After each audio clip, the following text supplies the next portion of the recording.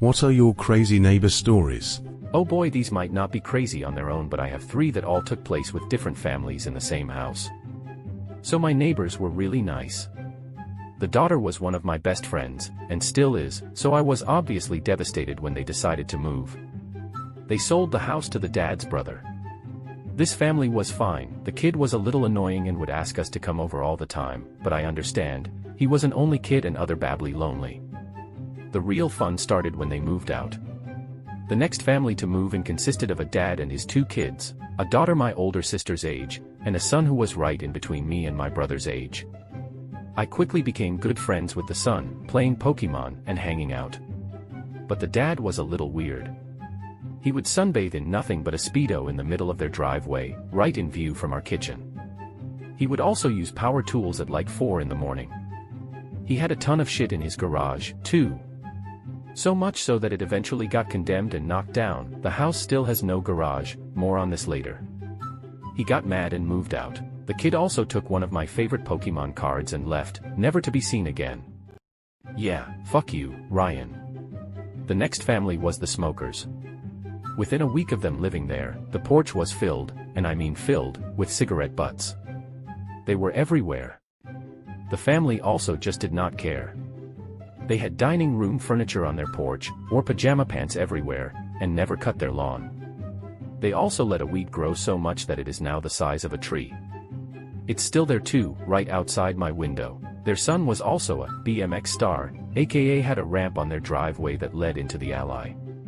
This was made possible Becky, the friendly neighbor beforehand, had the garage knocked down and southwest the driveway was empty.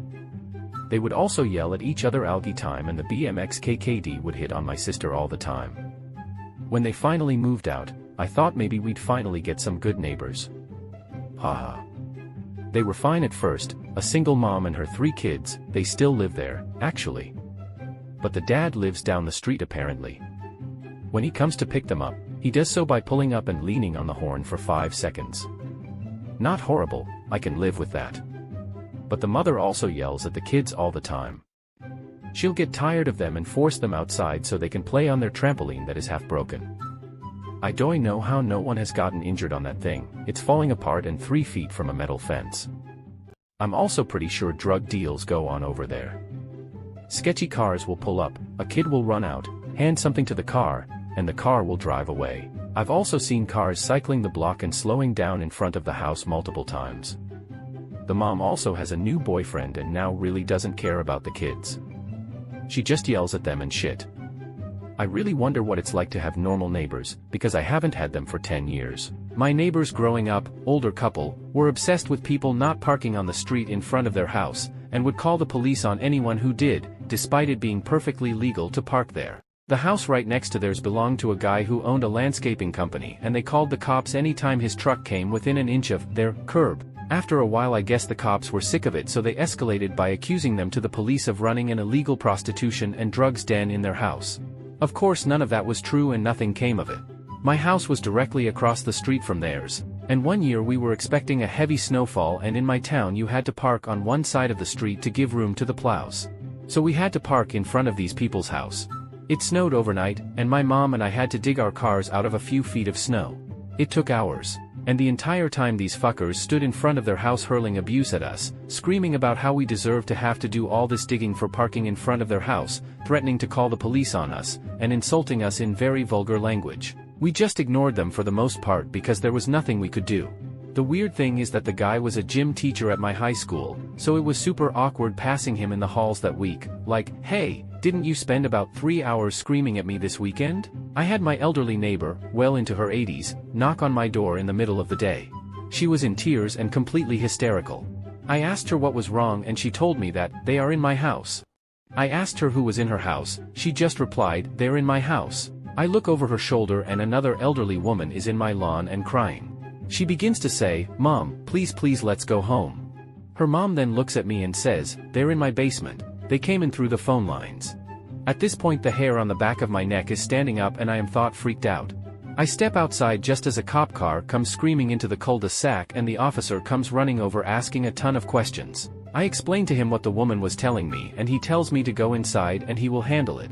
About 30 minutes later, he comes over to tell me that the woman has severe dementia and called the police, telling them that someone broke into her home and then she just left the phone without hanging up. Her daughter lives with her, but apparently she has her own mental struggles too. It went from being bored very creepy to very sad. Downstairs neighbor when I was a kid was certifiable. Her little brat broke a window and she blamed it on me, even after her kid told the truth. After the landlord made her pay for it, she had her husband put a snake, just a small garter snake, totally harmless, on top of the clean clothes in the shared washing machine, nearly killing the poor thing from the cold. Of course my mom isn't a fucking pussy, so after warming the snake back up she folded the neighbor's clean, dry laundry, and put the snake in the middle of it. My mom said she never heard someone scream so loud in all her life, and the woman threatened to call the cops on us, not sure for what. After that we started finding used sanitary pads outside our front door. And after that she called my school and tried to have me expelled by saying we lived in a different town. Except my mom was friends with the principal, and knew that wasn't true, so nothing came of it. We moved away pretty quickly after that. I've told this story before, but I live in a little condo complex area and I once accidentally threw my keys in the dumpster while taking out the trash. I was wearing a dress and sandals and I really didn't want to have to jump in. So I started pushing trash around with a broken pole or something that was already in there, trying to see if I could find the keys. The dumpster was full, of course. After poking around a bit, a neighbor guy comes by with a box of trash and I start explaining myself, because so far, I'm the crazy neighbor stirring the public dumpster like a Disney witch. As I'm saying, "Oh sorry, I dropped my keys in there, I'm just trying." He stares at me wide-eyed and slowly dumps his box of trash on top of my stirring stick and, presumably, my keys. There was an awkward couple of seconds where he just looked from the dumpster and back to me a couple of times and I just kind of stared at him in confusion and he stammers, "I'm sorry, I'm really high right now," and walks off in a daze. Finally, right as I resigned myself to jumping in, a dude wearing nothing but pajama pants came out and offered to hop in the dumpster for me because he was going in anyway. So overall, 3 weird neighbor things in pretty quick succession. I'd say I should move, but I clearly fit right in. Before we wrap up, remember to show your support by smashing that like button, subscribing for more captivating content, sharing with a friend, and dropping a comment with your favorite story down below. Your engagement fuels our passion to bring you even more incredible content. Until next time, take care, and goodbye for now.